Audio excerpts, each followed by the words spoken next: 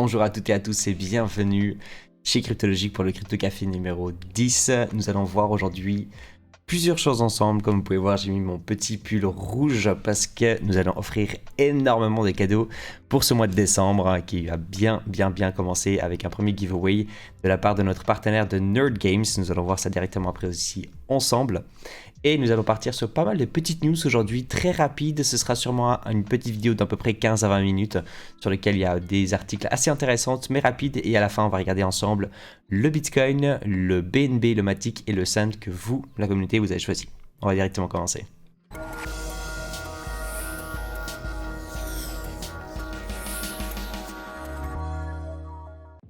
Alors, messieurs, mesdames, nous allons directement commencer. Comme vous le savez, nous avons mis en place notre calendrier de l'Avent sur lequel nous allons essayer de partager un maximum de très beaux cadeaux avec vous durant tout le mois du 1er au 26, pas jusqu'au 24, mais jusqu'au 26, parce qu'on a plusieurs partenariats avec qui on travaille, plusieurs entreprises. Il y aura également des cadeaux de la part de Cryptologique et puis l'équipe. Donc, n'hésitez pas également à nous suivre sur Twitter, pour pouvoir suivre tout ça. Nous avons ici un premier concours qui n'a rien à voir avec le calendrier de l'Avent, mais sur lequel nous avons 50 USDT. Donc, il y aura un gagnant de 50 USDT et 5 whitelists du côté du Nerd Games, sur lequel on va directement pouvoir faire ce tirage au sort. Donc là, c'était pour les commentaires. Donc, on va directement déjà attaquer là-dessus. Je vous propose que le tout premier gagnant, ce sera celui qui va toucher les 50 USDT. Et les 5 autres, ce seront les personnes qui auront les whitelists. J'espère juste, parce qu'avec ce programme qui est juste ici, j'espère juste qu'on va pas avoir Cryptologique qui va gagner. Ce serait dommage parce que malheureusement, je n'arrive pas à contrôler ça avec les commentaires parce que Cryptologique, naturellement, a aussi participé avec les commentaires. Et donc, du coup, j'espère juste pas qu'il va être tiré au sort. Quand j'ai fait un test ce matin, Cryptologique avait gagné. Donc, on va aller voir ça. Messieurs, mesdames, on va directement du coup regarder. Donc, Start Contests. Et puis ici, on va tirer au sort. C'est parti. Pour le premier gagnant, ce sera 50 USDT. Bonne chance à toutes et à tous. Et puis les 5 prochaines personnes, ce seront pour le côté whitelist de Nerd Games. Donc la majorité des gens de toute façon qui ont participé sur ce contest, c'est des gens naturellement de la communauté ici de Nerd Games. Il y a déjà beaucoup de joueurs, beaucoup de personnes qui ont participé. Donc bravo déjà à Marnie qui a gagné du coup 50 USDT et les 5 prochains pour les whitelists. Bravo à vous. On a Elron Moonlight, Kabila, Christellen.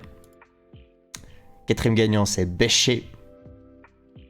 Et le dernier gagnant pour le whitelist, nous avons Damien M. Roller. Bravo à vous. Nous allons naturellement vous contacter sur Twitter pour voir que tout est en ordre et puis nous allons faire le nécessaire.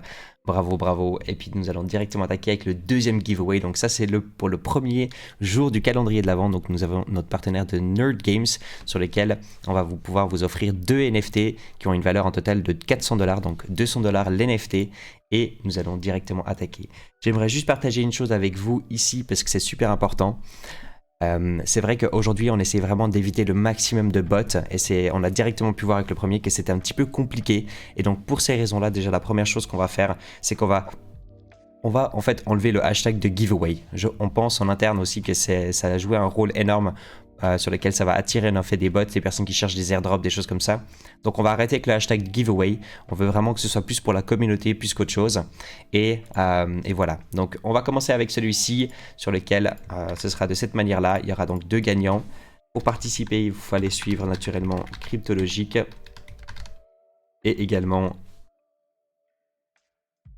Nerd Games.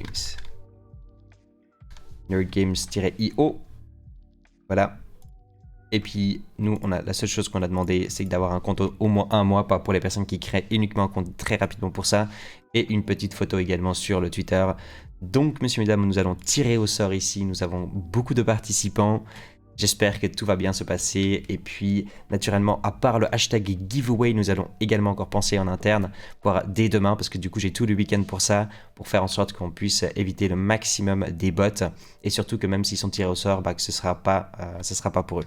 Là, pour aujourd'hui, malheureusement, je vais rien pouvoir faire. On essaie de garder le maximum de transparence aussi avec vous.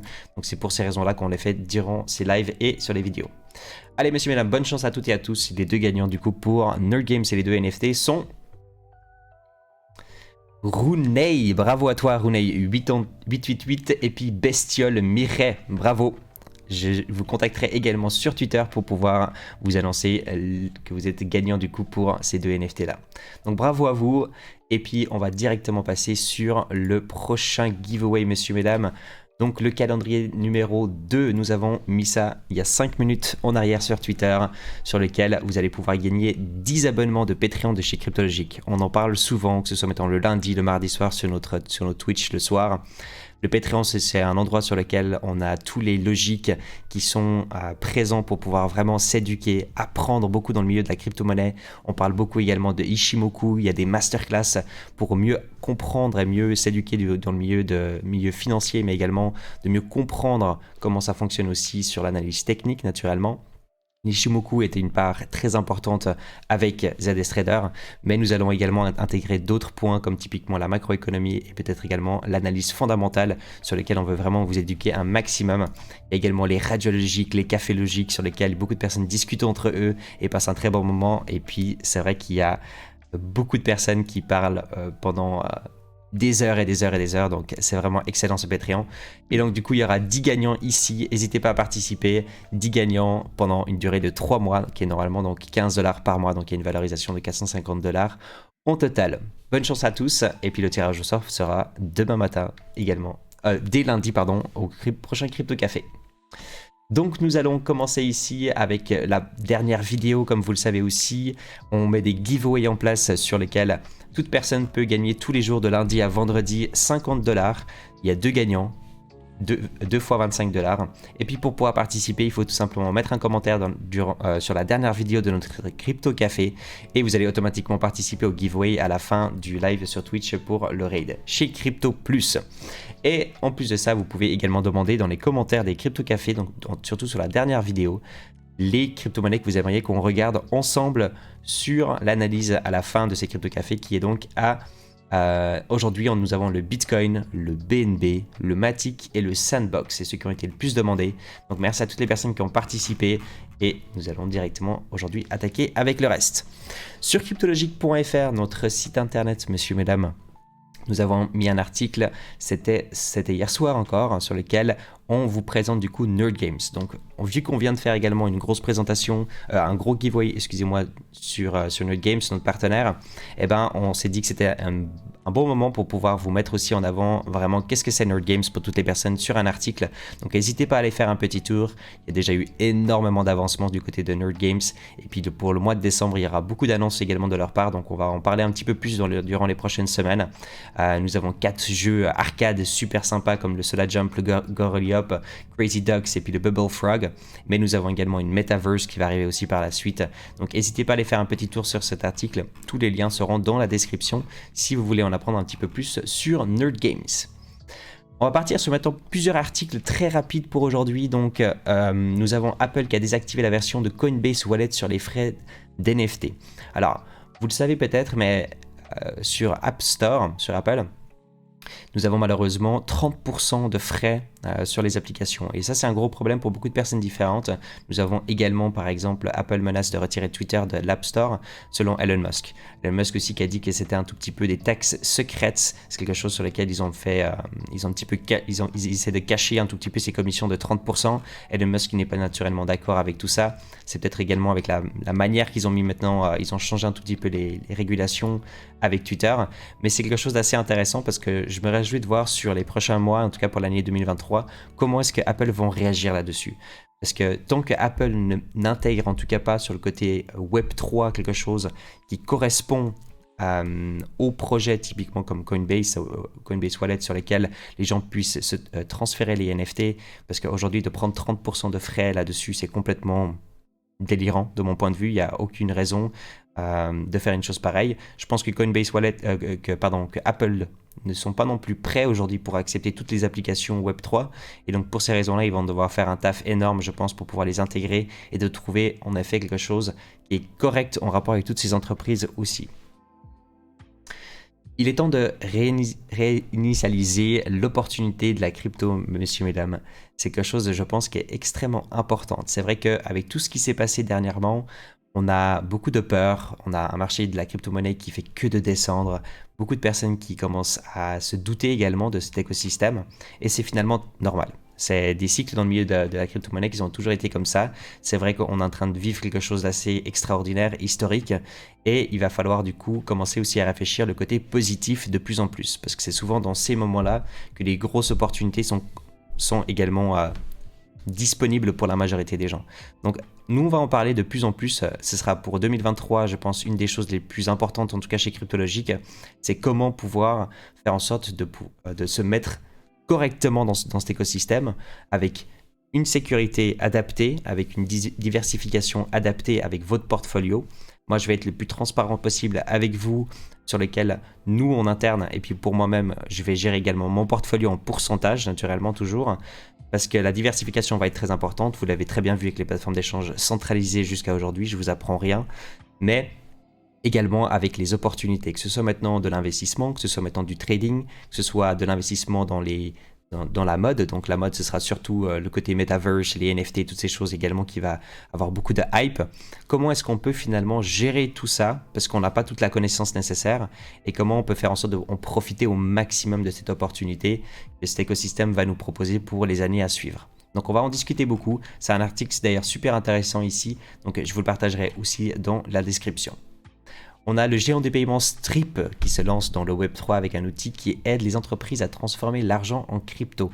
C'est une très bonne news, ils ont déclaré ça hier également, et puis je pense que c'est quelque chose qui va être, voilà, de nouveau on part sur l'adoption, c'est quelque chose qui est bien pour beaucoup de personnes qui ne connaissent pas trop la crypto-monnaie, pour pouvoir faire en sorte de faire leurs premiers achats, pour pouvoir participer naturellement, tout ça c'est lié quand même avec un KYC, donc du coup c'est pas pour tout le monde, mais ce sera surtout pour le côté américain, si je dis pas de bêtises, que ça va être intéressant. Parce qu'on a besoin d'entreprises comme ça aujourd'hui qui viennent pousser un tout petit peu la régulation, parce que la régulation, pour certaines personnes, c'est pas bien, pour d'autres, c'est bien. De mon point de vue, ça va être extrêmement important pour la masse d'adoption, en tout cas à court terme, dans les prochains 2 ans. Et puis, on a des entreprises comme Stripe qui vont naturellement pousser ça au maximum. Et donc, plus de régulation, moins de scammers, moins de fraude également, parce que du coup, il y aura un certain contrôle naturellement sur tout ça pour pouvoir transformer le dollar en crypto-monnaie directement. On va partir ici, ce sera un sujet, j'espère qu'on va pouvoir également en parler peut-être lundi soir prochain durant notre live. Nous avons dans la communauté de chez Cryptologique Guru qui est extrêmement occupé avec l'écosystème d'Avalanche, et donc nous avons la DEX Trader Joe, c'est le plus gros DEX chez Avalanche qui se déploie également sur Arbitrum. Donc c'est une première, ça fait depuis 2021 que DEX Trader Joe existe, mais ce sera la toute première fois qu'ils vont se déployer sur une autre blockchain, et ça va être assez intéressant pour pouvoir voir justement les opportunités qu'on va peut-être également avoir là-dessus, mais également un tout petit peu la sécurité. Est-ce qu'il y a des risques avec tout ça? Moi, typiquement, je ne pourrais pas directement vous renseigner sur les risques qu'il y a. Par contre, d'avoir une conversation là-dessus pendant un petit moment avec des développeurs et puis avec Guru, je pense que ça peut être vraiment très intéressant. Et donc, si c'est le cas, naturellement, on va vous informer pour pouvoir avoir une grande discussion là-dessus. Parce que moi, j'aimerais bien connaître les risques qu'on pourrait avoir justement avec Arbitrum qui se déploie... avec Avalanche, pardon, le Trader Joe qui se déploie sur Arbitrum. Super sympa les amis, regardez ça s'il vous plaît. Nous avons ici School Kids in Brazil using Bitcoin to buy fruits. Donc je trouve ça excellent franchement. Non seulement, alors on voit ici des tout jeunes qui payent du coup en Lightning Network, qui peuvent payer en Bitcoin pour pouvoir acheter leurs bananes, pour acheter des petits fruits. Mais en plus de ça, regardez ça.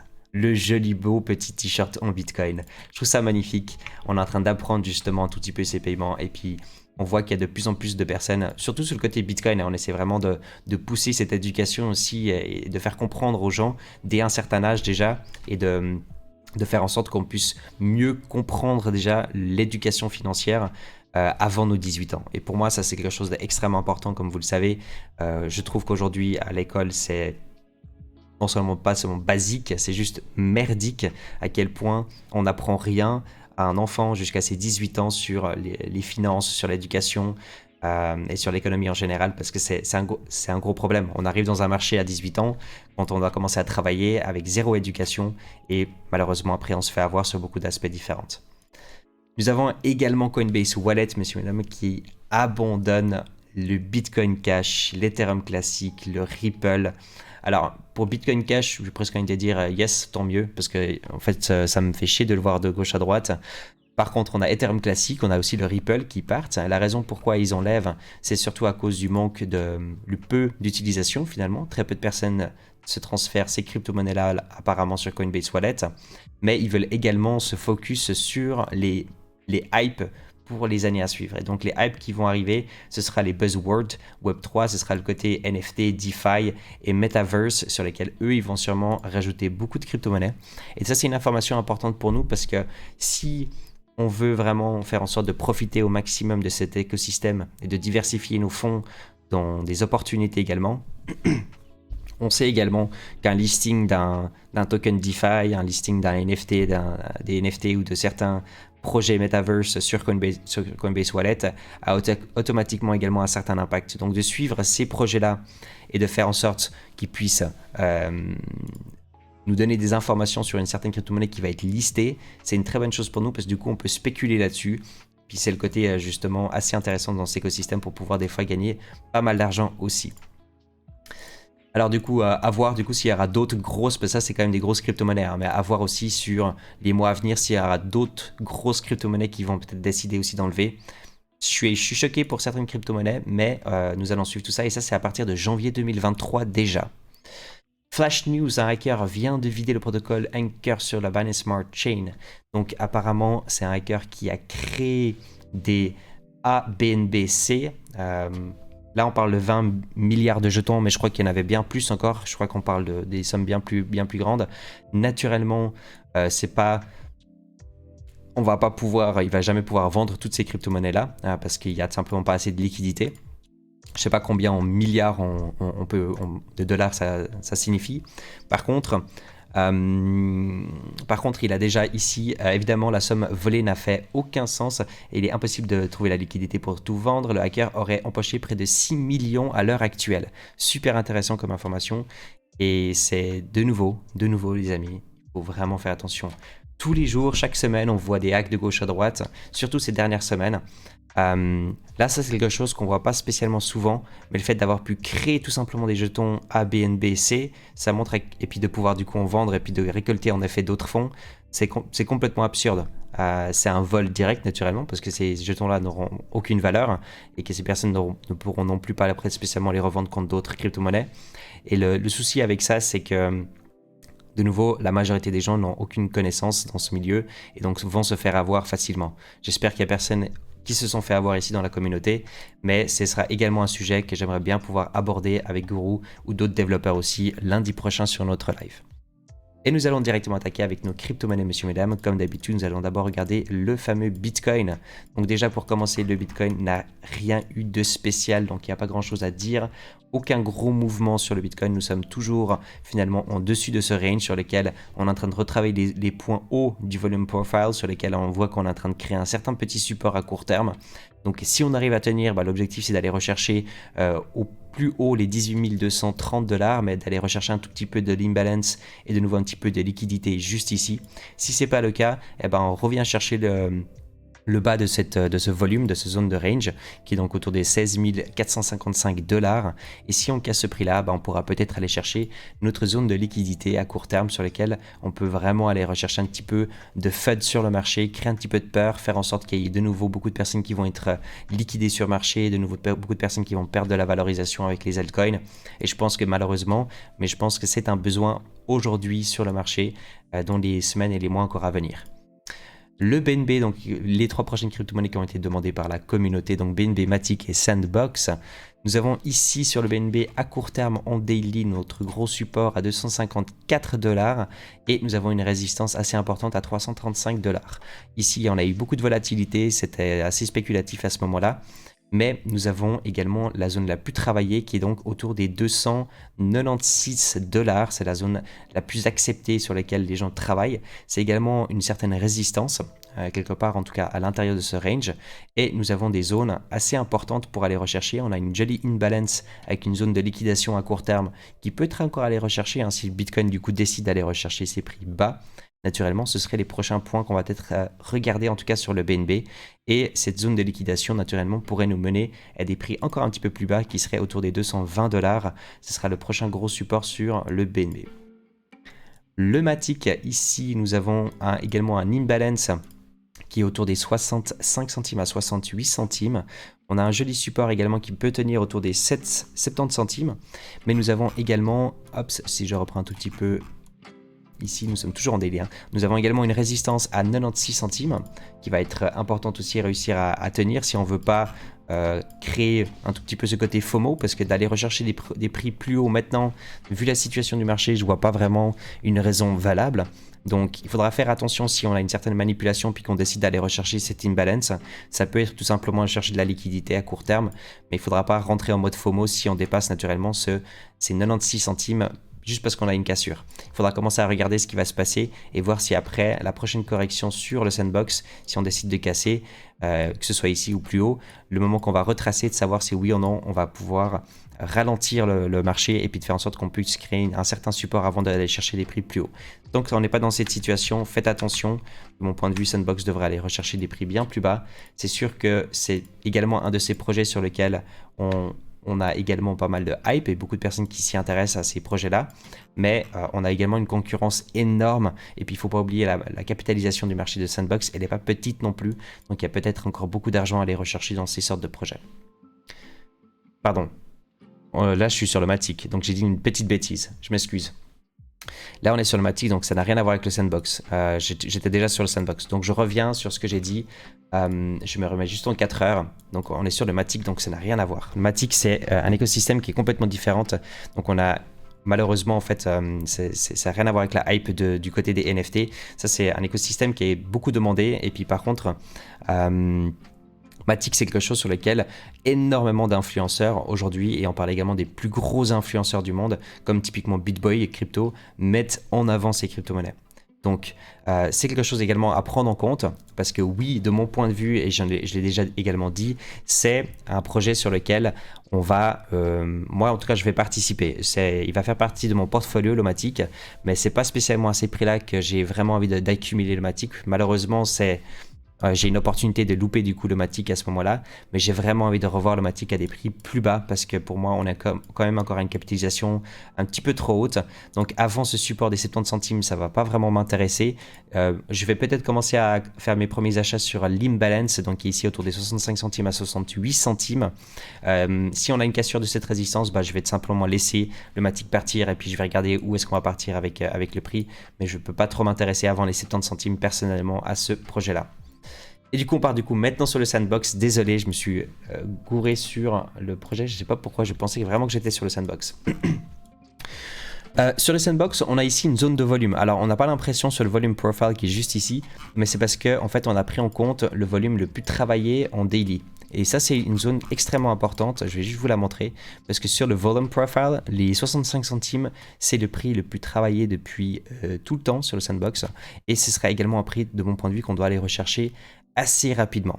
Donc si on revient ici à court terme, on peut se mettre également en 4 heures. On a un certain support, j'espère qu'il va pouvoir tenir pour pouvoir aller rechercher cette zone de volume sur lesquelles on peut du coup peut-être sécuriser quelques fonds, regarder ce qui va se passer, créer un certain range peut-être également dans cette zone ici avec le Sandbox.